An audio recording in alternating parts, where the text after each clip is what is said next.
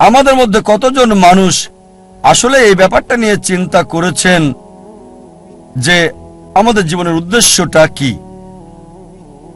আমাদের মধ্যে কতজন এই ব্যাপারটা নিয়ে ভেবেছেন যে আমাদের এই অস্তিত্বের উদ্দেশ্যটা কি? আমরা এখানে কি করছি? এখানে কেন এসেছি? আসুন এবার এই ব্যাপারটা আমরা বিশ্লেষণ করে দেখি।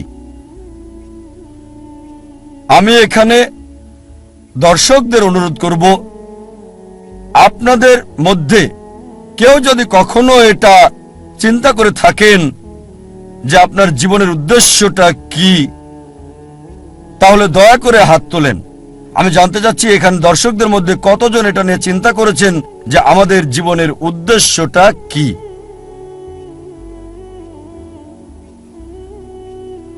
এখান থেকে দেখতে পাচ্ছি 10-15 জন, খুব বেশি হলে 100 জন। এখানে প্রায় 1 লাখ মানুষ আছেন। এটা 0.1%-এরও কম। অনেকে হয়তো হাত তুলতে লজ্জা পাচ্ছেন। তারপর এটা বলতে পারি যে এই মানুষের মধ্যে 0.1%-এরও কম এই ব্যাপারটা নিয়ে চিন্তা ভাবনা করেছেন যে আমাদের জীবনের উদ্দেশ্যটা কি। এখন আমাদের জীবনের উদ্দেশ্যটা কি এটা নিয়ে জানা খুবই কি জরুরি? আপনাদের আমি একটা উদাহরণ দিচ্ছি। মনে করেন একজন লোক হাঁটতে হাঁটতে একটা মোড়ের উপরে আসলো। তখন সে আরেকজনকে জিজ্ঞেস করলো, এই রাস্তাটা কোন দিকে গেছে ভাই? সেই পথিক বলল, আপনি কোথায় যেতে চান? লোকটা বলল, যে কোনো জায়গায়। তখন পথিক বলবে, যে কোনো পথে চলে যান, কোনো সমস্যা হবে না। এখানে এই লোকটার কোনো উদ্দেশ্য নেই। লোকটা যেসব কাজ করে তার সেই কাজগুলো কোনো পার্থক্য সৃষ্টি করে না, কারণ সে কোনো গন্তব্যে যায় না। আমাদের মধ্যে অনেকেই ঠিক এভাবেই জীবনযাপন করছেন। আপনাদের আরেকটা উদাহরণ দিচ্ছি। মনে করেন একজন বিল্ডার একটা বিল্ডিং বানাতে শুরু করলো। বিল্ডিং এর ভিত্তি বানানোর জন্য সে মাটিতে বড় একটা গর্ত তৈরি করলো। তাকে প্রশ্ন করা হলো, আপনার এই বিল্ডিংটা কত তলা পর্যন্ত হবে? সে বলল, আমি জানি না। বিল্ডিংটা কত স্কয়ার ফিট জুড়ে বানানো হচ্ছে? সে বলবে, চিন্তাই করিনি। সেই বিল্ডারের কোনো উদ্দেশ্যই নেই। একবার একজন লোক তার প্রতিবেশীকে বলল, আপনার কুকুরটা সব সময় গাড়ি দেখলে তার পিছনে ধাওয়া করে। ভাবছি এই কুকুরটা কখনো কি গাড়িটাকে ধরতে পারবে? প্রতিবেশী উত্তর দিল,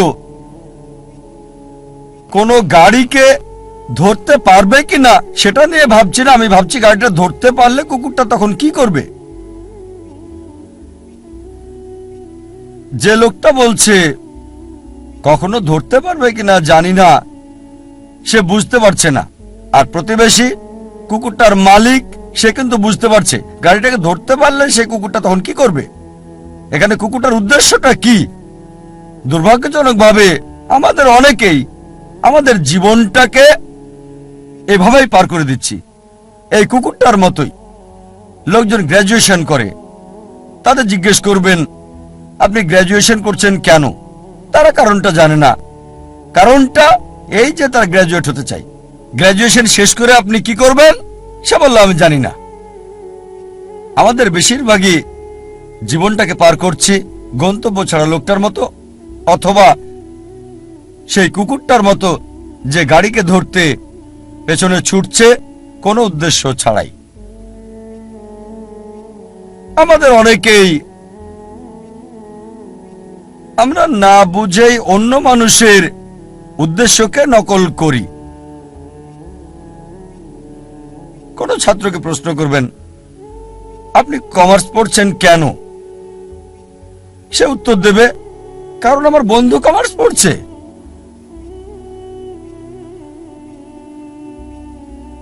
অনেকেই বিভিন্ন অভিনেতা আর মডেলদের নকল করার চেষ্টা করে।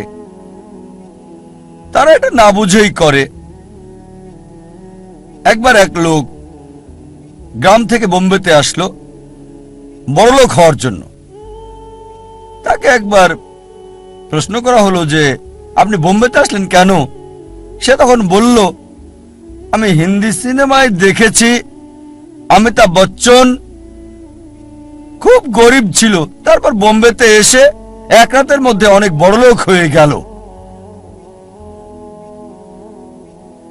এজন্য আপনারা প্রায় দেখবেন বোম্বের আশেপাশের এলাকা থেকে লোকজন বোম্বেতে চলে আসে যাতে সে এক রাতে ধনী হয়ে যেতে পারে। এই কারণে আমরা দেখতে পাই বোম্বেতে বস্তির সংখ্যা বেড়েই যাচ্ছে। অনেক সময় আপনারা দেখবেন যে অভিনেতা আর মডেলরা ব্র্যান্ড অ্যাম্বাসাডর হয়, বিভিন্ন পণ্যের মার্কেটিংও করে।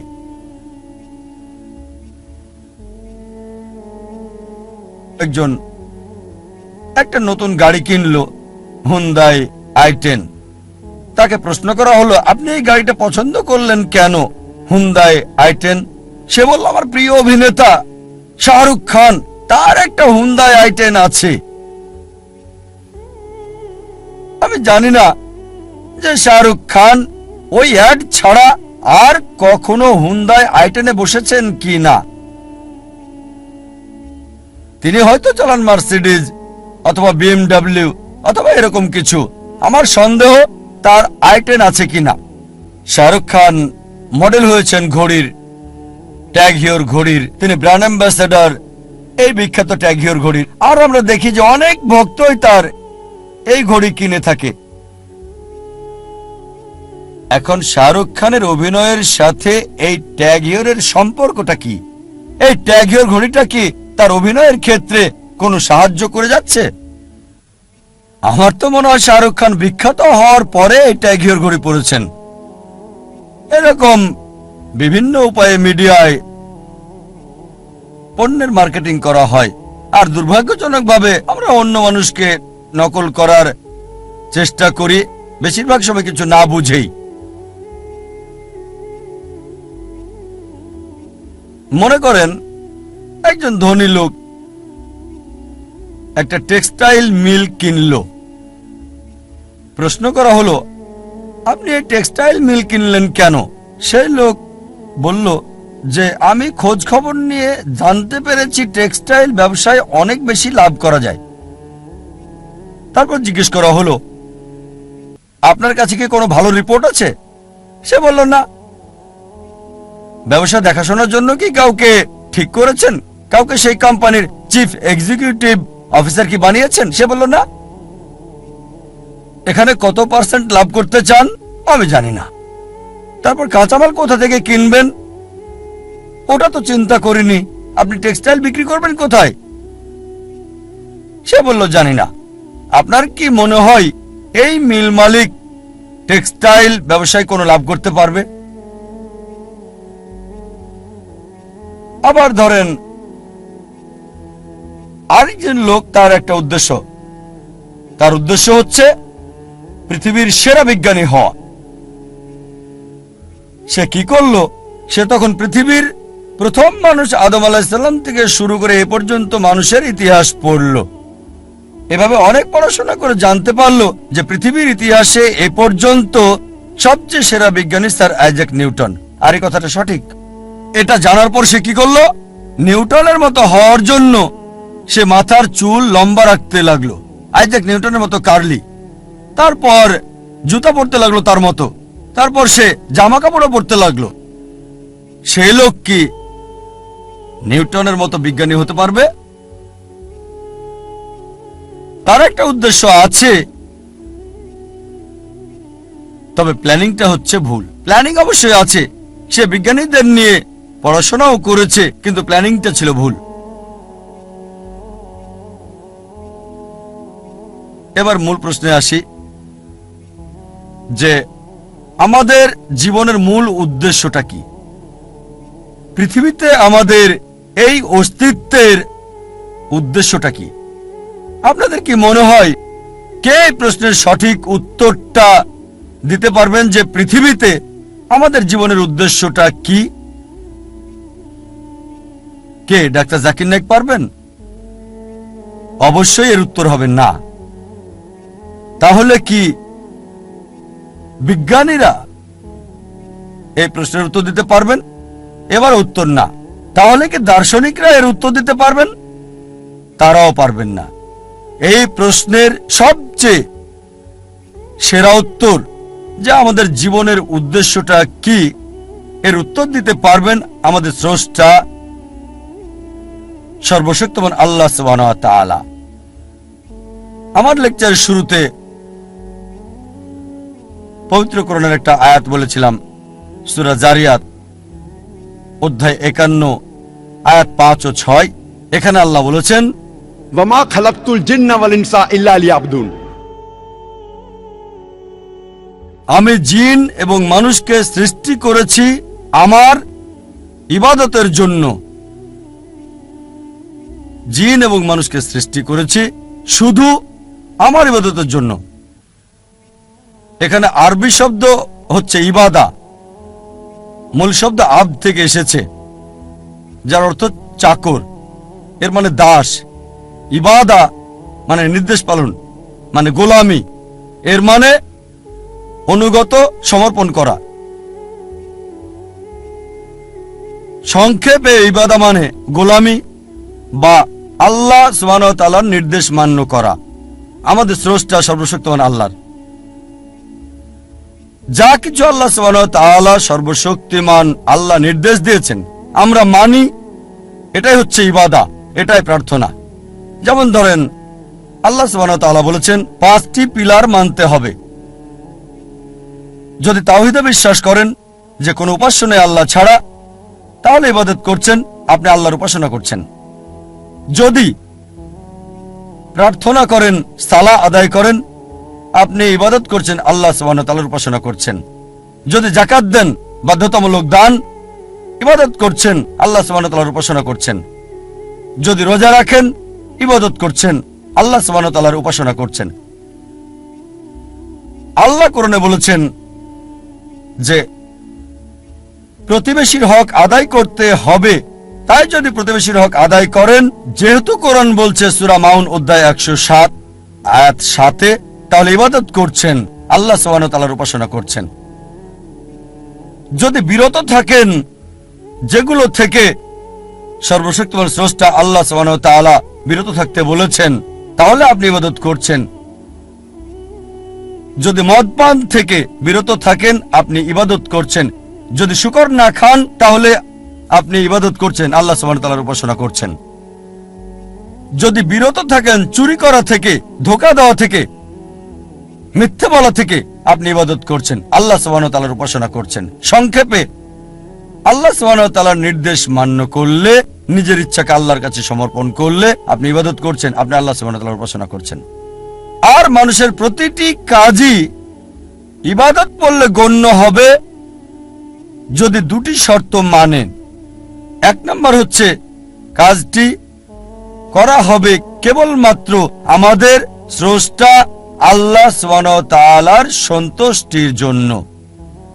2 নম্বর হচ্ছে কাজটি করা হবে সুন্নাহ অনুসারে, সর্বশেষ এবং চূড়ান্ত নবী মুহাম্মদ সাল্লাল্লাহু আলাইহি সাল্লাম যেভাবে করেছেন। যদি আপনার কাজে এই দুটো বিষয় থাকে, প্রতিটি কাজই ইবাদতের অন্তর্ভুক্ত হয়ে যাবে, প্রার্থনা বলে গণ্য হবে। যখন কোনো যন্ত্র কিনেন, সেই যন্ত্রের সাথে একটা নির্দেশিকা বই দেওয়া হয়। যদি আপনি মানুষকে মেশিন বলে ধরেন, তাহলে একমত হবেন যে মানুষ হচ্ছে সবচেয়ে জটিল মেশিন এই পৃথিবীর বুকে। আপনার কি মনে হয় না এই মানুষের জন্য এই মেশিনের নির্দেশিকা বই দরকার আছে? মানুষের জন্য সর্বশেষ এবং চূড়ান্ত নির্দেশিকা বই হচ্ছে পবিত্র কোরআন। পবিত্র কোরআন আল্লাহ সুবহানাহু ওয়া তাআলার সর্বশেষ এবং চূড়ান্ত নির্দেশ, যা সর্বশেষ ও চূড়ান্ত নবী মুহাম্মদ সাল্লাল্লাহু আলাইহি ওয়াসাল্লামকে দেওয়া হয়েছে। সর্বশেষ ও চূড়ান্ত নির্দেশিকা মানব জাতির জন্য। কোনটা করবে আর করবে না, কিভাবে একজন মানুষ জীবনযাপন করবে তা দেওয়া আছে এই নির্দেশিকা বই পবিত্র কোরআনে।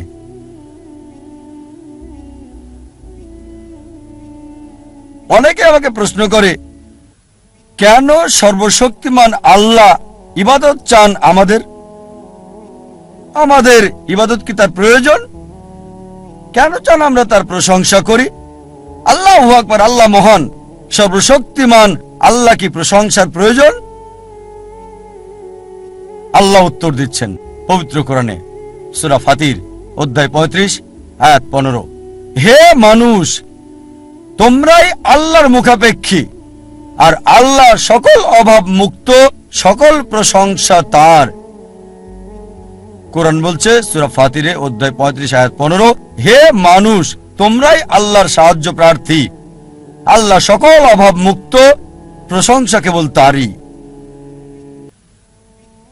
আমাদেরকে আল্লাহ সুবহানাহু ওয়া তাআলা ইবাদত করতে বলেন, তার প্রশংসা করতে বলেন, তার ভালোর জন্য নয়, আমাদের ভালোর জন্য।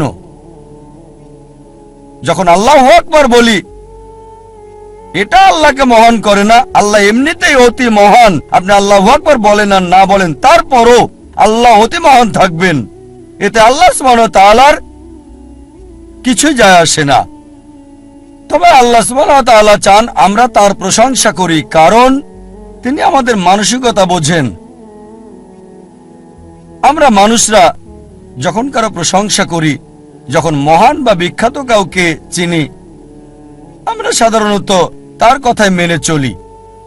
যেমন ধরেন, আপনার মার হার্ট অ্যাটাক হয়েছে, আপনার কাছে একটা অপশন, একজন সাধারণ মানুষ এসে আপনাকে উপদেশ দিচ্ছে, আপনি কি তার উপদেশ মানবেন নাকি পৃথিবীর সবচেয়ে বড় হার্ট স্পেশালিস্টের উপদেশ আপনি মানবেন? সেই লোকটি আপনাকে ফ্রি উপদেশ দিচ্ছে, আপনি কার উপদেশ নেবেন? হার্ট অ্যাটাক হয়েছে আপনার মায়ের জন্য, পৃথিবীর বিখ্যাত হার্ট স্পেশালিস্টের উপদেশ নাকি সাধারণ লোকের? এটা স্বাভাবিক, কারণ জানেন হার্ট স্পেশালিস্ট বিখ্যাত, লোকজন তার প্রশংসা করে, আপনি তার উপদেশই মানতে চাইবেন। একইভাবে আল্লাহ সুবহানাহু ওয়া তাআলা আমাদের প্রশংসা চান, তিনি মহান, আল্লাহ অতি মহান, আল্লাহ সবকিছু জানেন, আল্লাহ মহাজ্ঞানী। তাই যখন আমরা বলি যে তিনি হচ্ছেন মহাজ্ঞানী, আর যখন তিনি আমাদেরকে উপদেশ দেন আমরা অনুসরণ করতে চাই। যদি না মানেন তিনি মহাজ্ঞানী, মহাপ্রজ্ঞাশীল, তাহলে তার উপদেশ মানার সম্ভাবনা কম। আল্লাহ সুবহানাহু ওয়া তাআলা আমাদের ইবাদত চান, প্রশংসা চান, তার উপকারের জন্য নয়, এটা আমাদের উপকারের জন্য। আল্লাহ বলেন সূরা ফাতির অধ্যায় 35 আয়াত 15, হে মানুষ, তোমাদেরই আল্লাহর সাহায্য দরকার, আর আল্লাহ কারো মুখাপেক্ষী নন, সকল প্রশংসা তারই। আরেকটা উদাহরণ দিচ্ছে, ধরেন কোন এক দম্পতি বিয়ে হয়েছে কয়েক বছর আগে, তাদের কোনো সন্তান নেই। সাধারণত অধিকাংশ এরকম দম্পতি দুঃখে থাকে। আবার আরেকটা দম্পতি আছে, আর তাদের একটা সন্তান আছে, আদর স্নেহ দিয়ে লালন পালন করছে। যখন সন্তানটি 15 বা 16 বছরের হলো, তখন সে মারা গেল। স্বাভাবিকভাবেই তারা খুব দুঃখ পাবে। প্রথম দম্পতি যাদের সন্তান নেই তারা দুঃখে থাকে, তবে দ্বিতীয় দম্পতি মানে যাদের সন্তান আছে, লালন পালন করার পর টিনেজ হওয়ার পর বাচ্চাটি মারা গেল, তারা আরো বেশি দুঃখ পাবে। এখন তৃতীয় প্রকারের পিতামাতা রয়েছে,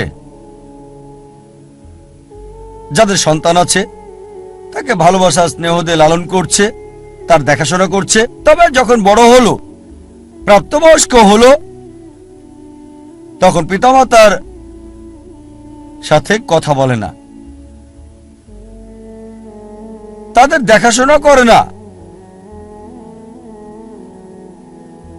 এমন সন্তানকে আপনি তখন কি বলবেন? অবশ্যই আপনি তাকে বলবেন অমানবিক, অবিবেচক বলবেন, অকৃতজ্ঞ বলবেন। সবাই এটা মানবেন যে যদি আপনার পিতামাতা স্নেহ ভালোবাসা দিয়ে আপনাকে লালন পালন করে, দেখাশোনা করে, সবকিছু আপনাকে দেয়, বড় হলেন, প্রাপ্তবয়স্ক হলেন, তখন আর কথা বলেন না, খোঁজ খবর নেন না, এমনকি দেখাও করেন না, অবশ্যই এমন সন্তানকে বলবেন অবিবেচক, অকৃতজ্ঞ, এরা নিষ্ঠুর। এটা যদি মানেন তাহলে চিন্তা করেন ওই সকল মানুষকে কি বলবেন যারা স্রষ্টার প্রতি অকৃতজ্ঞ। আমাদের স্রষ্টা আল্লাহ সুবহানাহু ওয়া তাআলা, সর্বশক্তিমান আল্লাহ শুধু আমাদেরকে সৃষ্টি করেননি, আমাদের পিতামাতাকেও তিনি সৃষ্টি করেছেন। আপনার কি মনে হয় না ধন্যবাদ দেওয়া উচিত আল্লাহ সুবহানাহু ওয়া তাআলাকে? তার অনুগত হওয়া উচিত কিনা? আমাদের মধ্যে কতজন আল্লাহর প্রতি কৃতজ্ঞতা প্রকাশ করে তার অনুগ্রহের জন্য, তার দয়ার জন্য যা আমাদের উপর তিনি করেছেন? কয়জন আমাদের মধ্যে? সর্বশক্তিমান স্রষ্টা আল্লাহ সুবহানাহু ওয়া তাআলা আমাদের জীবন দিয়েছেন, এই পৃথিবীর কল্যাণ দিয়েছেন, খাদ্য, বস্ত্র, আশ্রয় দিয়েছেন। চিন্তা করতে পারেন যদি কয়েক দিনের জন্য পানি না পান, স্বাভাবিকভাবে মারা যাবেন। কয়জন আমরা আমাদের স্রষ্টাকে কৃতজ্ঞতা জানিয়েছি আল্লাহ সুবহানাহু ওয়া তাআলার প্রতি, যিনি আমাদের এই পানি দিয়েছেন? কখনো কি চিন্তা করেছেন যে বাতাস আমরা নিঃশ্বাস নিই, যদি কয়েক মিনিটের জন্য বাতাস না পাই কি অবস্থা হবে? অবশ্যই মারা যাব। কয়জন আমরা স্রষ্টাকে ধন্যবাদ দিয়েছি আল্লাহ সুবহানাহু ওয়া তাআলাকে এই বাতাসের জন্য?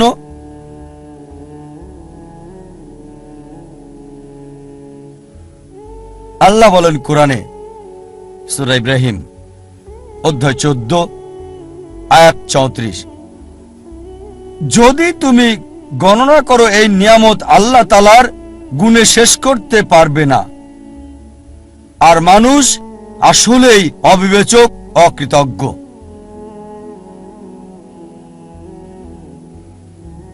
আল্লাহ কোরআনে বলেন সূরা আদিয়াত অধ্যায় 100 আয়াত 6, ইন্নাল ইনসানা লিরাব্বিহি লাকানুদ। বস্তুত মানুষ তার প্রতিপালকের প্রতি বড়ই অকৃতজ্ঞ। আল্লাহ অনেক জায়গায় বলেছেন যে বস্তুত মানুষ তার রবের প্রতি অকৃতজ্ঞ। আল্লাহ সুবহানাহু ওয়া তাআলা আমাদের প্রশংসা আর উপাসনা চান তার নিজের জন্য নয়, আমাদের কল্যাণের জন্যই, মানুষের কল্যাণের জন্য। চিন্তা করেন যখন আল্লাহ সুবহানাহু ওয়া তাআলা দেখেন যে আপনি তার উপদেশ মানছেন, এটা সৃষ্টির কল্যাণ করছে, তিনি খুশি হন। যেমন ধরেন একজন ডাক্তার ফ্রি চিকিৎসা দিচ্ছেন, তিনি ফ্রি উপদেশ দিচ্ছেন গরিব রোগীদের। এবার দেখেন যদি সেই রোগী ডাক্তারের দেওয়া পরামর্শ না মানে, ডাক্তারের কেমন লাগবে? আর যদি ডাক্তারের উপদেশ মানে, এতে ডাক্তারের উপকার হবে না, কারণ তিনি ফ্রি দিচ্ছেন। উপকার হবে আপনার। আর যখন তার উপদেশ মানেন, ডাক্তার খুশি হয়, অন্তত আমার রোগী এখন ভালো আছে। আল্লাহ সুবহানাহু ওয়া তাআলা ডাক্তারেরও ডাক্তার, বড় ডাক্তার। বলা হয়েছে হুয়া শাফি, তিনি সুস্থ করেন। যখনই তার উপাসনা করেন, তার আদেশ মানেন, আল্লাহ সুবহানাহু ওয়া তাআলা খুশি হন, কারণ যখনই তার প্রশংসা করেন, আদেশ মানেন, এটা তার সৃষ্টির জন্য ভালো, মানব জাতির জন্য ভালো, এটা আল্লাহ সুবহানাহু ওয়া তাআলাকে খুশি করে। আল্লাহ এজন্য খুশি হন না যে উপাসনা করছেন, প্রশংসা করছেন। তিনি খুশি হন কারণ এটা মানব জাতির উপকার করছে তার সৃষ্টির। এমনকি যখন পাপ করেন, অপরাধ করেন, পরক্ষণে অনুতপ্ত হন, তার কাছে ক্ষমা প্রার্থনা করেন, আল্লাহ সুবহানাহু ওয়া তাআলা সাথে সাথে ক্ষমা করে দেন। আল্লাহ কোরআনে অনেক জায়গায় বলেছেন, ওয়াল্লাহু গফুরুর রহিম। আর আল্লাহ অতি ক্ষমাশীল, অতি দয়ালু। অনেক জায়গায় বলেছেন। সূরা নিসা অধ্যায় 4 আয়াত নাম্বার 25, সূরা মাইদা অধ্যায় 5 আয়াত নাম্বার 74, সূরা হিজর অধ্যায় 15 আয়াত 49, সূরা নাহল অধ্যায় 16 আয়াত 119, সূরা আল জুমার অধ্যায় 39 আয়াত 53, সূরা বুরুজ অধ্যায় 85 আয়াত 14। ওয়াল্লাহু গফুরুর রহিম। নিশ্চয় আল্লাহ অতি ক্ষমাশীল, পরম দয়ালু। যদিও তাকে মানছেন না, তাকে অমান্য করছেন, তার আদেশ মানছেন না, যখনই অনুতপ্ত হবেন আল্লাহর কাছে তওবা করবেন, আল্লাহ মাফ করে দেবেন আর খুশি হবেন। তিনি খুশি হন যে আপনি ভুল করেছেন। এই মানুষ তো আমরা তারই সৃষ্টি, তিনি ক্ষমা করবেন। আল্লাহ কোরআনে বলেছেন সূরা নিসা অধ্যায় 4 আয়াত 48 এবং সূরা নিসা অধ্যায় 4 আয়াত 116, যদি আল্লাহ চান যে কোনো গুনাহ ক্ষমা করবেন, তবে শিরক করার গুনাহ, আল্লাহর সাথে শরীক করা, আল্লাহর সাথে অংশীদার করা আল্লাহ কখনোই ক্ষমা করবেন না। যদি কেউ শিরক করে থাকে, তার সাথে কাউকে অংশীদার করে, সে সবচেয়ে জঘন্য পাপ করেছে। তাই আল্লাহ সুবহানাহু ওয়া তাআলা চাইলে যে কোনো গুনাহ ক্ষমা করবেন, তবে শিরক ছাড়া। যদি মুশরিক হয়ে মারা যান, যদি আল্লাহর সাথে শরীক করে কাউকে মারা যান আর মৃত্যুর আগে তওবা না করে যান, যদি ক্ষমা না চান, আল্লাহ কখনোই ক্ষমা করবেন না। তাই সবচেয়ে বড় একটা পাপ যেটা থেকে মানব জাতিকে বেঁচে থাকতে হবে, এক নম্বর হচ্ছে শিরক, আল্লাহ সুবহানাহু ওয়া তাআলার সাথে শরীক করা, সর্বশক্তিমান আল্লাহর সাথে অংশীদার করা। লোকজন প্রায় জিজ্ঞেস করে, আমরা বুঝলাম আল্লাহ মানুষ সৃষ্টি করেছেন ইবাদতের জন্য, তবে মানব জাতির আলাদা আর বিশেষত্বই বা কি? কেন আমাদের সৃষ্টি করেছেন? মানব জাতি হচ্ছে আল্লাহ সুবহানাহু ওয়া তাআলার অদ্বিতীয় সৃষ্টি, আল্লাহ সুবহানাহু ওয়া তাআলার সেরা সৃষ্টি। মানব জাতি এবং জিন হচ্ছে একমাত্র সৃষ্টি যাদেরকে ইচ্ছার স্বাধীনতা দেওয়া হয়েছে। আল্লাহ সুবহানাহু ওয়া তাআলার সকল সৃষ্টি তাদের ইচ্ছাকে সমর্পণ করেছে সর্বশক্তিমান আল্লাহর কাছে। আল্লাহ সুবহানাহু ওয়া তাআলার কাছে তাদের ইচ্ছা স্বাধীনতা নেই। তারা আল্লাহকে 100% মানে, তাদের কোনো পছন্দ নেই। তবে মানব জাতি আর জিনের সুযোগ রয়েছে মানা অথবা না মানার আল্লাহ সুবহানাহু ওয়া তাআলাকে। আল্লাহ কোরআনে বলেছেন সূরা 3 অধ্যায় 95 আয়াত 4, নিশ্চয়ই আমি মানুষকে সৃষ্টি করেছি উত্তম আকৃতি দিয়ে। লাকাদ খালাকনাল ইনসানা ফি আহসানি তাকওয়িম। নিশ্চয়ই মানুষকে অতি উত্তম গঠনে সৃষ্টি করেছি। মানব জাতি আল্লাহ সুবহানাহু ওয়া তাআলার সেরা সৃষ্টি। উত্তম আকৃতিতে সৃষ্টি করা ছাড়াও আমরা একক, আমাদের সুযোগ আছে মানা এবং না মানার আল্লাহ সুবহানাহু ওয়া তাআলাকে। ইচ্ছার স্বাধীনতা দেওয়ার পর যদি আপনি আল্লাহ সুবহানাহু ওয়া তাআলার নির্দেশ মানেন, আপনি ফেরেশতাদের চেয়েও উত্তম। কারণ ফেরেশতাদের ইচ্ছার স্বাধীনতা নেই, তারা সর্বশক্তিমান আল্লাহকে মানে স্বাধীন ইচ্ছা ছাড়া। তাই যখন পূর্ণ স্বাধীনতার পরও আপনি মানেন এবং তার কাছে নিজের ইচ্ছাকে সমর্পণ করেন, আপনি ফেরেশতাদের চেয়ে উত্তম। অনেকেই বলে থাকে, ও এই লোকটি ফেরেশতা। এর দুটো মানে হয়, একটা হতে পারে অপমান করা, কারণ মানুষ ফেরেশতার চেয়ে উত্তম। আবার এর মানে হতে পারে আপনি মানুষ, আপনাকে স্বাধীন ইচ্ছা দেওয়া হয়েছে, আর আপনি আল্লাহর নির্দেশ মানছেন ফেরেশতাদের মতো, এটাই আপনাকে শ্রেষ্ঠ করেছে। একজন মানুষ ফেরেশতার মতো আল্লাহকে মানছে, এটাই তার মর্যাদা বৃদ্ধি করে দেয়। আর যদি আল্লাহ সুবহানাহু ওয়া তাআলাকে অমান্য করেন, যদি তার নির্দেশ না মানেন, তাহলে আপনি শয়তানের সহযোগী হচ্ছেন, শয়তান হয়ে যাচ্ছেন।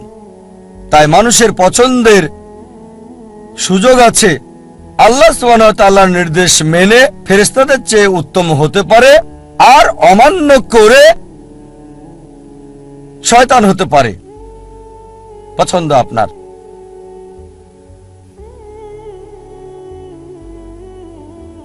যখন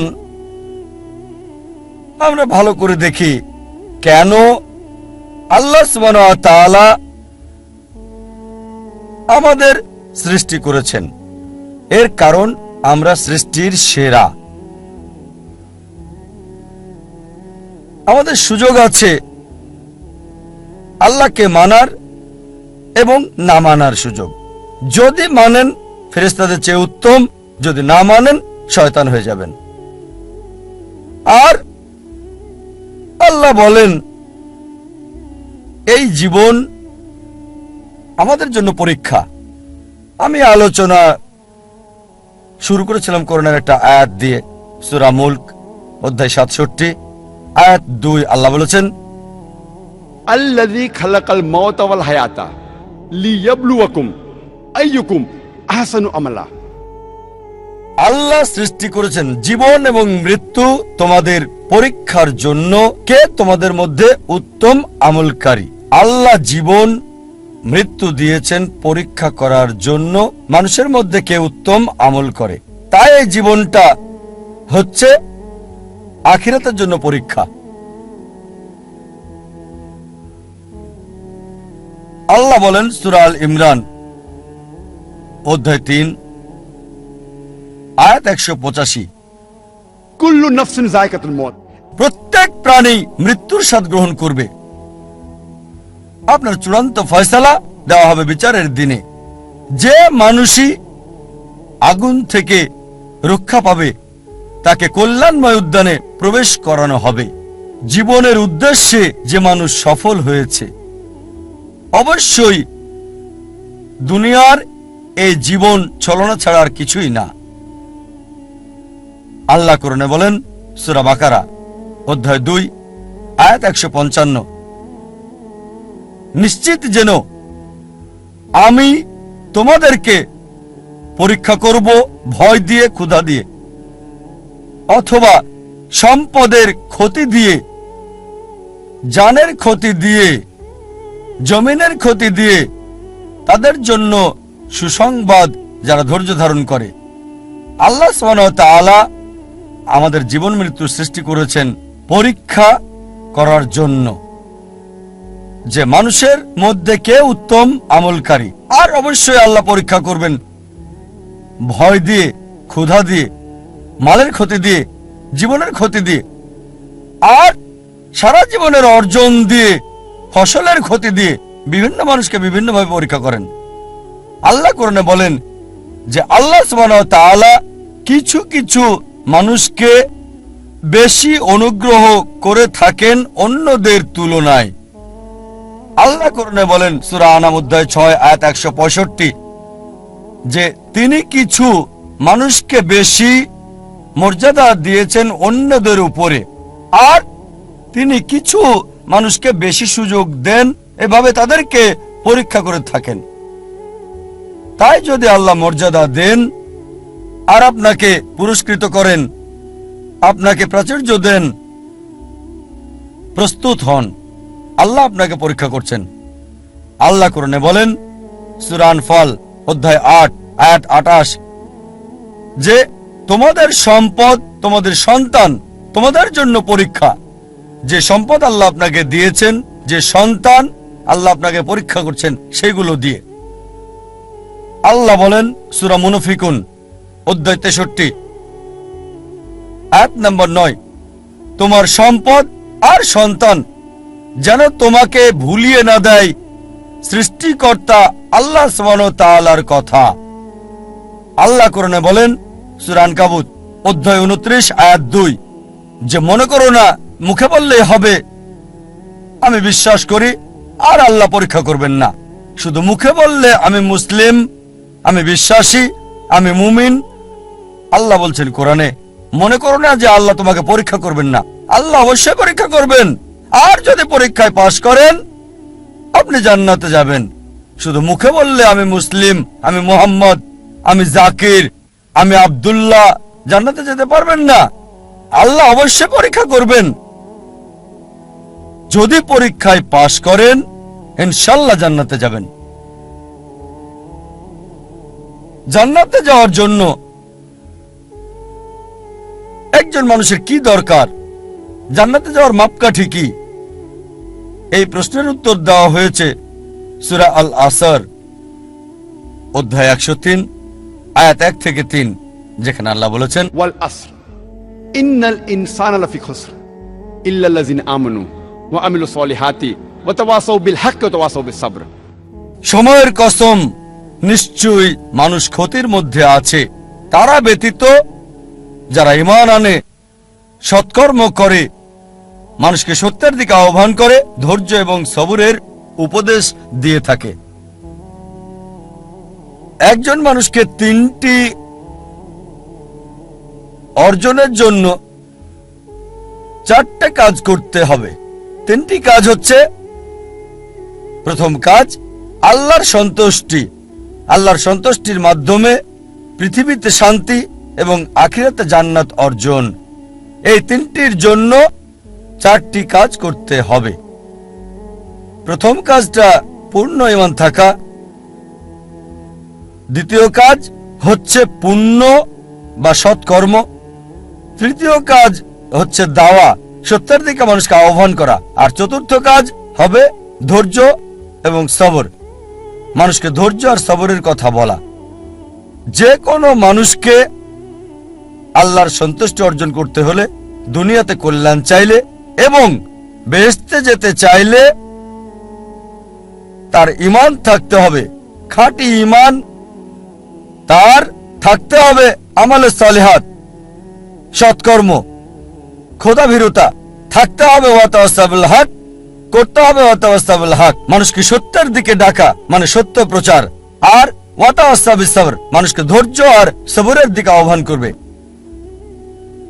এই 3টি পাওয়ার জন্য আপনাকে 4টি মানতে হবে। আরেকটা হাদিস নবী মুহাম্মদ সাল্লাল্লাহু আলাইহি ওয়াসাল্লামের, এটা আছে সুনান তিরমিজি ভলিউম 4 অধ্যায় 60 হাদিস নম্বর 2517। আনাস ইবনে মালিক রাদিয়াল্লাহু আনহু তিনি বলেছেন, একবার এক লোক নবীজিকে জিজ্ঞেস করলো, আমি কি আমার উটটাকে বেঁধে রাখবো নাকি আল্লাহর উপর ভরসা করে ওটাকে আমি ছেড়ে দেব? উট ছেড়ে দেব আর আল্লাহর উপর ভরসা করব? নবীজি বললেন, বেঁধে রাখো, বেঁধে রেখে আল্লাহর উপর ভরসা করো। তার মানে এই না যে আপনি উটটাকে দেবেন ছেড়ে আর বলবেন আল্লাহর উপর বিশ্বাস আছে, তাওয়াক্কালতু আলাল্লাহ, আল্লাহর উপর ভরসা। দরজা খোলা রেখে চলে যেতে পারেন না, আর বলতে পারেন না যে আল্লাহর উপর ভরসা, চোর ডাকাত আসবে না। দরজা বন্ধ রেখে আল্লাহর উপর ভরসা রাখতে হবে। আল্লাহর উপর ভরসা করা জরুরি, আল্লাহর সমস্ত নির্দেশাবলী মানাও জরুরি। আর সফলতার জন্য আল্লাহর উপর ভরসা খুবই জরুরি। আল্লাহ কোরআনে বলেন সূরা আল ইমরান অধ্যায় 3 আয়াত 160, যদি আল্লাহ চান কেউ পেছনে ফেলতে পারবে না, আর তিনি সাহায্য না করলে কে আছে এমন যে সাহায্য করবে? আর মুমিন লোকগণ কেবল আল্লাহর উপরে ভরসা করেন। আল্লাহ বলেন সূরা আনকাবুত অধ্যায় নম্বর 29 আয়াত নম্বর 69, যে যদি চেষ্টার সংগ্রাম করো আল্লাহ সুবহানাহু ওয়া তাআলার পথে, তিনি পথ খুলে দেবেন। আল্লাহ আরো বলেন সূরা নাহাল অধ্যায় 17 আয়াত 43 এবং সূরা আম্বিয়া অধ্যায় 21 আয়াত 7, ফাসআলু আহলে যিকরি ইন কুনতুম লা তা'লামুন। যদি তোমরা না জানো তাকে জিজ্ঞেস করো যে জানে, তার কাছে যার জ্ঞান আছে। তাই সফলতার জন্য প্রথম আল্লাহর উপর ভরসা, দ্বিতীয় হচ্ছে চেষ্টা করা, সাধনা করা আল্লাহ সুবহানাহু ওয়া তাআলার পথে, তৃতীয় হচ্ছে যে জানে তাকে জিজ্ঞেস করা। পরিকল্পনাটাও জরুরি, গন্তব্য থাকাটাও জরুরি। আর আমরা যখন পড়ে দেখি ম্যানেজমেন্ট গুরু বই, অনেক গন্তব্য নির্ধারিত আর সেটা তারা দিয়েছে। তবে আমার কাছে সেরা প্ল্যানিং, সবচেয়ে সেরা গন্তব্য হচ্ছে ইসলামিক, ISLAMIC।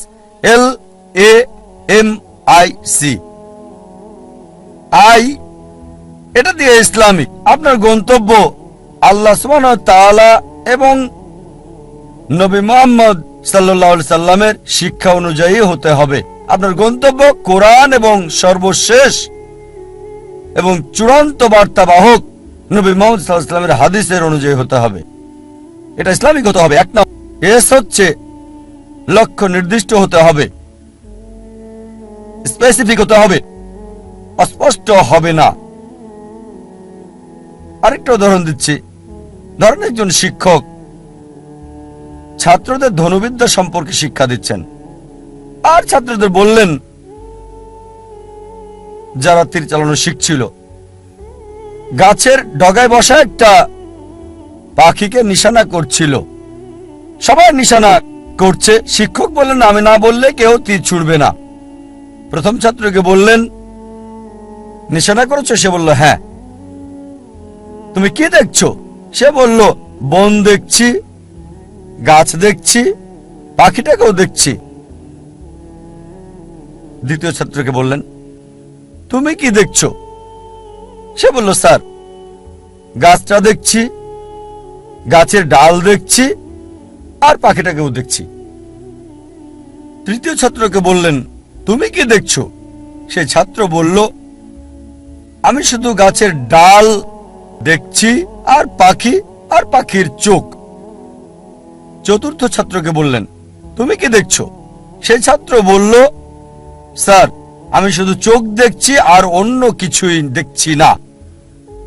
শিক্ষক বললেন, এবার তীর ছুঁড়ে দাও। আর তীরটা পাখিটার চোখে গিয়ে লাগলো। আপনার লক্ষ্য স্পেসিফিক হতে হবে, নির্দিষ্ট হতে হবে। কোন ভ্রমণকারীর মতো হলে হবে না, যার কোনো উদ্দেশ্য নেই। কুকুরটার মতো না, যে গাড়ির পেছনে ছুটছে উদ্দেশ্য ছাড়া। তৃতীয় বিষয় এল দিয়ে বোঝাচ্ছে এটা লাভজনক হতে হবে। প্রথমত, পরকালের জন্য লাভজনক হতে পারে আখিরাতে। আবার এটা আমাদের জন্য সমানভাবে লাভজনক হতে পারে এই পৃথিবীতেও। তবে গুরুত্ব হচ্ছে আখিরাত। আল্লাহ কোরআনে বলেন, সূরা বাকারা অধ্যায় 2 আয়াত 201, রব্বানা আতিনা ফিদ দুনিয়া হাসনাতাও ওয়া ফিল আখিরাতি হাসনাতাও ওয়া কিনা আযাবান নার। হে আল্লাহ, আমাদের কল্যাণ দাও দুনিয়া এবং আখিরাতের, আর দোজখের আগুন থেকে রক্ষা করো। সুতরাং লাভজনক হতে হবে, উপকার থাকতে হবে, প্রথমত পরকালের, তারপর এই দুনিয়া। তবে বেশি গুরুত্ব হচ্ছে আখিরাতের, তারপর দুনিয়ার। এমন যেন না হয় যে দুনিয়ার লাভ আখিরাতের লাভকে নষ্ট করে দেবে। চতুর্থ হচ্ছে এ দিয়ে তীক্ষ্ণ বোঝাবে।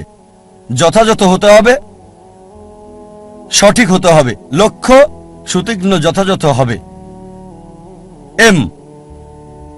এম হচ্ছে পরিমাপ। লক্ষ্যটা পরিমাপযোগ্য হতে হবে। পরিমাপযোগ্য হতে হবে, নির্দিষ্ট হতে হবে। নির্দিষ্ট হওয়ার পর এর একটা সীমা থাকতে হবে। যেমন ধরেন, একজন নির্মাতা বলল, আমি পৃথিবীর সবচেয়ে উঁচু দালান তৈরি করতে চাই। লক্ষ্য নির্দিষ্ট, তবে সীমা নির্ধারণের জন্য সে জরিপ চালাবে, পৃথিবীর সবচেয়ে উঁচু দালান কোনটি। আর সে জানলো বুর্জ আল খলিফা, এর উচ্চতা 828 মিটার নির্দিষ্ট। এখন তার লক্ষ্য হচ্ছে তাকে এমন দালান বানাতে হবে যেটার উচ্চতা 828 মিটার চেয়ে বেশি। এটা হচ্ছে নির্দিষ্ট আর পরিমাপযোগ্য। যদি পরিমাপযোগ্য হয়, মনিটর করা যাবে কতটুকু তৈরি করেছেন, আপনার লক্ষ্যের কতটুকু কাছে গেছেন আপনি। এরপর হচ্ছে নিয়ত। আমাদের প্রিয় নবীজি মুহাম্মদ সাল্লাল্লাহু আলাইহি ওয়াসাল্লাম বলেছেন, এটা হচ্ছে সহিহ বুখারীতে ভলিউম নাম্বার 1 অধ্যায় নাম্বার 1 বুক অফ ফেথ হাদিস নাম্বার 1, বুখারীর প্রথম হাদিস, ইন্নামাল আমালু বিন্নিয়া আপনার কর্ম বিবেচনা করা হবে নিয়তের উপর। আপনার নিয়তের উপর পুরস্কৃত হবেন। আপনার নিয়তটা যেন হয় আল্লাহ এবং রাসূলুল্লাহ সাল্লাল্লাহু আলাইহি সাল্লামের সন্তুষ্টির জন্য। বিখ্যাত হওয়া, জনপ্রিয় হওয়া কারো ইচ্ছা থাকা উচিত না। যদি বিখ্যাত হওয়া উদ্দেশ্য হয় তাহলে আপনার লক্ষ্যটা ভুল। যদি উদ্দেশ্য হয় সন্তুষ্টি অর্জন আল্লাহ, আমাদের স্রষ্টা এবং রাসূলের, অবশ্যই আপনাকে আখিরাতে পুরস্কার দেওয়া হবে। আর ইনশাআল্লাহ আল্লাহ এই পৃথিবীতেও আপনাকে কল্যাণ দান করবেন। এটা ধারাবাহিকভাবে হতে হবে লক্ষ্য অর্জন পর্যন্ত। যদি লক্ষ্য অর্জনের সময় সীমিত হয় বা সীমিত না হয়, সব সময় ধারাবাহিক হতে হবে।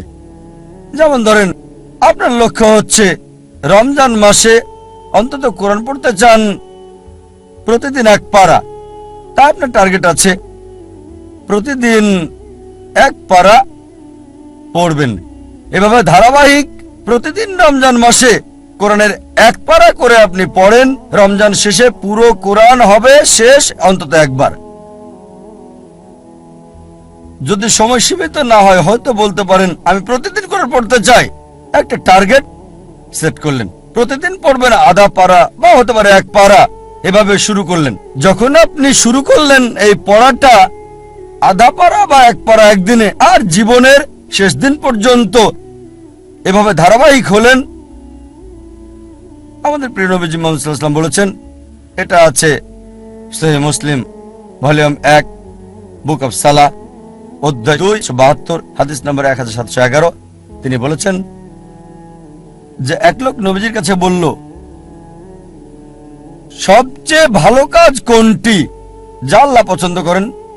নবীজি বললেন, আল্লাহ সেই কাজ পছন্দ করেন যেটা ধারাবাহিকভাবে করা হয়, সেটা ছোট কাজ হলেও। একবারে অনেক কাজ করার চেয়ে ধারাবাহিকভাবে কম করাটা ভালো। তাই যে কাজটা নিয়মিত করা হয় সেই কাজটা একবারে অনেকগুলো কাজ করার চেয়ে বেশি ভালো। তাই লক্ষ্যটা হতে হবে ইসলামিক। প্রথমটা ইসলামিক, দ্বিতীয়টা সুনির্দিষ্ট প্রাসঙ্গিক, তৃতীয় লাভজনক কল্যাণকর, চতুর্থ তীক্ষ্ণ যথাযথ, পঞ্চম পরিমাপযোগ্য যা মনিটর করা যাবে, ষষ্ঠ হচ্ছে নিয়ত আল্লাহর সন্তুষ্টির জন্য হতে হবে, সপ্তম ধারাবাহিক হতে হবে। আরেকটা উদাহরণ দিচ্ছি। আমরা অনেকে উইলমা রুডলফের ইতিহাস জানি। উইলমা রুডলফ একজন মেয়ে যে শৈশব থেকেই ভয়ানক রোগ পোলিওতে আক্রান্ত ছিল, আর ডাক্তার তার পায়ে ব্রেস লাগিয়ে রাখত। ডাক্তার বলল, এই মেয়ে কখনোই হাঁটতে পারবে না। তার মা তাকে উৎসাহ দিত আর বলতো, উইলমা, তুমি যা করতে চাও তাই তুমি করতে পারো। এভাবে মা মেয়েকে উৎসাহ দিত। উইলমার বয়স যখন 9, তখন পায়ের ব্রেস খুলে ফেলে সে পৃথিবীর দ্রুততম মানবী হতে চায়। এটা ছিল তার ইচ্ছা, ছিল তার লক্ষ্য। 9 বছর বয়সে ব্রেস খুলে ফেলার পর 13 বছর বয়সে জীবনের প্রথমবারের মতো দৌড়ে অংশগ্রহণ করল সে, এবং পরাজিত, সবার শেষ অবস্থান। তবে তারপরও সে ধারাবাহিক চেষ্টা চালিয়ে যাচ্ছে, হেরে যাচ্ছে, আবার চেষ্টা করছে। একসময় অলিম্পিকে খেলার যোগ্যতা সে অর্জন করেছে। এটা বাস্তব গল্প, কোনো বানানো গল্প না, মনোরঞ্জনের গল্প না। যখন অলিম্পিকে খেলতে আসলো 1960 সালের অলিম্পিকে মহিলাদের 100 মিটার দৌড়ে সে প্রথম হয়েছিল, স্বর্ণপদক পেল। 200 মিটার দৌড়েও মহিলাদের মধ্যে স্বর্ণপদক পেল। সে 400 মিটার দৌড়েও স্বর্ণপদকটা জয় করে নিল। 100 গুণ 4 মহিলাদের মধ্যে 1960 সালের অলিম্পিকে সে 3টি সোনা জিতেছিল এবং ইতিহাস রচনা করেছিল। একজন প্যারালাইজড, একজন অচল মহিলা, পোলিও আক্রান্ত, সে পৃথিবীর দ্রুততম মানবী হলো 1960 সালের জন্য। আমরা দেখলাম যে উইলমা লক্ষ্য স্থির করেছে। আর যদি ম্যানেজমেন্ট গ্রুপ বই পড়েন, এই বিষয়গুলো তাতে আছে। স্মার্ট গোল বইয়ে আছে, বিস্তারিত আমি বলছি না। তবে চলুন দেখি সে কতটুকু মূল টার্গেট পূর্ণ করেছে ইসলামিক ভাবে। প্রথম হচ্ছে লক্ষ্যটাকে ইসলামিক ছিল, লক্ষ্যটাকে কোরআন সুন্নাহ অনুযায়ী ছিল। তার ব্যক্তিগত জীবন জানি না, তবে এটা জানি সে মুসলিম না। স্রষ্টার জন্য করেছিল কিনা সেটাও জানি না। দ্বিতীয় হচ্ছে লক্ষ্যটাকে নির্দিষ্ট, হ্যাঁ নির্দিষ্ট। সে পৃথিবীর দ্রুততম মানবী হতে চেয়েছে। এটা লাভজনক, কল্যাণকর, হ্যাঁ এই পৃথিবীর জন্য লাভজনক। সুনাম পেয়েছে, সম্মান পেয়েছে। তবে আখিরাতের ব্যাপারে আল্লাহ জানেন, আমি জানি না। আখিরাতে এই অলিম্পিক জয়ের সোনা কোনো কাজে আসবে কিনা। যদি না তা করা হয় আল্লাহ সুবহানাহু ওয়া তাআলার সন্তুষ্টির জন্য। এটা কি সুতীক্ষ্ণ এবং যথাযথ ছিল? হ্যাঁ ছিল। এটা পরিমাপযোগ্য ছিল কি? হ্যাঁ। সে জানতো কে বিশ্বের দ্রুততম মানবী। সময়টা হয়তো 9 সেকেন্ড, 10 সেকেন্ড বা 11 সেকেন্ড ছিল, পরিমাপযোগ্য ছিল। আর সে চর্চা করলো, লক্ষ্য অর্জন করলো। তারপর নিয়তটা কি ছিল? সুনাম অর্জন করা। অবশ্যই তা পেয়েছে। আল্লাহকে খুশি করা উদ্দেশ্য ছিল কিনা আমার সন্দেহ। তারপর ধারাবাহিকতা ছিল, হ্যাঁ ধারাবাহিক ছিল, নিয়মিত চর্চা করেছে। যদিও হেরেছে অনেকবার, জয় করল পৃথিবীর দ্রুততম মানবী। আপনাদের আরেকটা উদাহরণ দিচ্ছি লক্ষ্য নির্ধারণের। ভিন্নতা দেখে একজন মানুষের উদাহরণটা বলছি আপনাদের। একজন মানুষ যার সম্বল ছিল সামান্য, কিন্তু তিনি লক্ষ্যের চূড়ায় পৌঁছেছেন। যে মানুষ, যে ব্যক্তিটি আমার জীবনকে বদলে দিয়েছেন, শরীরের ডাক্তার থেকে আত্মার ডাক্তার করেছেন, আমি নিশ্চিত আপনারা তাকে চেনেন। তিনি হচ্ছেন শেখ আহমেদ দিদাত। চলুন তার লক্ষ্য নির্ধারণ দেখি। শেখ আহমেদ দিদাত, যদি আপনারা তার জীবনী পড়েন তাহলে দেখবেন যে পড়ালেখা করেছেন 6ষ্ঠ শ্রেণী পর্যন্ত মাত্র। তার কারণ ছিল সাংসারিক অভাব। বাধ্য হয়ে পড়ালেখা ছেড়ে দেন তিনি। 6ষ্ঠ শ্রেণী পাশ করার পর লেখাপড়া ছাড়তে বাধ্য হলেন। সামান্য সম্বল নিয়ে নিজের দেশ ভারত জন্মস্থান ছেড়ে চলে গেলেন দক্ষিণ আফ্রিকায়। তিনি কাজ করতেন সেলসম্যানের, ফার্নিচারের দোকানে দোকানে, ড্রাইভিংও করেছেন তিনি ইত্যাদি। আর দক্ষিণ আফ্রিকায় থাকাকালীন তিনি নিয়মিত খ্রিস্টান মিশনারিদের বিড়ম্বনা শিকার হতেন, যারা বলতো ইসলাম একটা অনুপযোগী ধর্ম, নির্দয় ধর্ম। তারা ইসলামকে আক্রমণ করত। আর যেহেতু হ্যারাসমেন্টের শিকার, তার মনে একটা ইচ্ছা আসলো, ইসলামের বিরুদ্ধে সব অভিযোগের আমি উত্তর দিতে চাই সেই সব খ্রিস্টান মিশনারিদের। এই খ্রিস্টান মিশনারিদের ইসলামের বিরুদ্ধে বলার উপযুক্ত জবাব দিতে চাই। চিন্তা করেন, 6ষ্ঠ শ্রেণী পর্যন্ত পড়া একজন মানুষ। তবে অবশ্যই আল্লাহর উপর ভরসা ছিল। তিনি চেষ্টা করেছেন। একটা বই তাকে বেশ নাড়া দিয়েছিল। ঘরের মধ্যে ময়লা জমে থাকা একটা বই, এই বইটা তাকে নাড়া দিয়েছে, যেটার নাম ইজারুল হক, সত্যের প্রকাশ, লেখক মাওলানা রহমতুল্লাহ কিরানবী। আর ওই বইয়ে লক্ষ্যের নির্দেশনা পান। এভাবে শুরু করেছিলেন। আর 40 বছর ধরে সংগ্রাম করেছেন। তিনি চ্যালেঞ্জ করেছেন খ্রিস্টান ধর্মের রথী মহারথীদের। চিন্তা করেন, 6 পাস একজন মানুষ 40 বছর সংগ্রাম করেছেন, পৃথিবীর সেরা খ্রিস্টানদের সাথে চ্যালেঞ্জ করেছেন।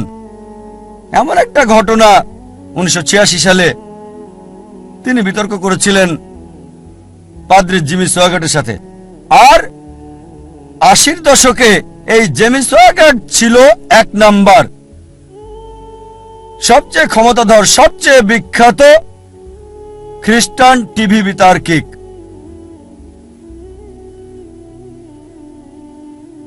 তার বিতর্কের কয়েক সপ্তাহ আগে শেখ দিদাতের এক ভক্ত বলল, শেখ আহমেদ দিদাত, আমি আপনার ভক্ত, আপনাকে একটা উপদেশ দিচ্ছি। এই জেমি সোয়াগাটকে আমি চিনি, তার সম্পর্কে আমি জানি, তার সাথে বিতর্ক করবেন না, আপনাকে হাসির পাত্র বানাবে আর ফু দিয়ে উড়িয়ে দেবে। চিন্তা করেন, একজন ভক্ত আহমেদ দিদাতকে উপদেশ দিচ্ছে জেমি সোয়াগাটের সাথে ডিবেট না করার জন্য। আমি তাকে চিনি, আপনাকে হাসির পাত্র বানাবে আর ফু দিয়ে উড়িয়ে দেবে। যে লোক সবচেয়ে বিখ্যাত টিভি ব্যক্তিত্ব, টেলিভিশনের মালিক, যার বাজেট ছিল দৈনিক $1 মিলিয়ন বেশি সুনাম অক্ষুণ্ণ রাখার জন্য, আমাদের শেখ আহমেদ দিদাত, মাশাআল্লাহ, তার সাথে আল্লাহ ছিলেন। তিনি ইউএসএতে গেলেন, ওই খ্রিস্টান মিশনারির শহরে, সে যে দেশে খুবই বিখ্যাত, তিনি গেলেন, বিতর্ক করলেন। আর আলহামদুলিল্লাহ সুম্মা আলহামদুলিল্লাহ, আল্লাহর সাহায্যে তিনি টেবিলটাকে উল্টে দিলেন। চিন্তা করেন, একজন মানুষ সামান্য পুঁজি নিয়ে, স্কুলও পাশ করেননি, গ্রাজুয়েশন তো দূরের কথা, চ্যালেঞ্জ করেছেন খ্রিস্টান সম্প্রদায়ের প্রধান নেতাদেরকে। তারপর থেকে তিনি সবচেয়ে বড় বাধা বিশ্ব খ্রিস্টান নেতাদের জন্য, খ্রিস্টান মিশনারিদের জন্য। একা একজন মানুষ শেখ আহমেদ দিদাত আল্লাহ সুবহানাহু ওয়া তাআলার সাহায্যে সমগ্র খ্রিস্টানদের চ্যালেঞ্জ করেছেন।